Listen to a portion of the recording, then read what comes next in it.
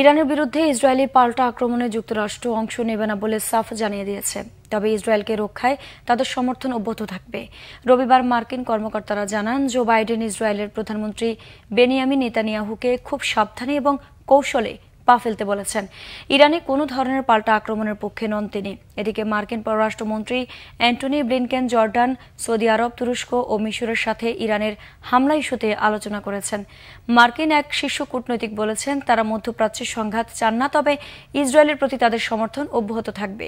অন্যদিকে ইসরায়েলের যুদ্ধকালীন মন্ত্রিসভা ইরানের হামলার প্রতিক্রিয়ায় কোনো ধরনের সিদ্ধান্ত ছাড়াই বৈঠক শেষ করেছে।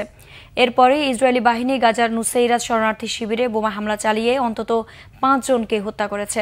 এ নিয়ে ভূখণ্ডটিতে নিহত ফিলিস্তিনের সংখ্যা ছাড়িয়েছে 33,700। রবিবার জাতিসংঘ নিরাপত্তা পরিষদের বৈঠকে সংস্থাটির মহাসচিব আন্তোনিও গুতেরেস বলেছেন, মধ্যপ্রাচ্য একটি ধ্বংসাত্মক যুদ্ধের দ্বারপ্রান্তে রয়েছে। যৌথভাবে সবাই দায়িত্ব নিলে এ অঞ্চলকে যুদ্ধের মুখ থেকে ফিরিয়ে আনা সম্ভব।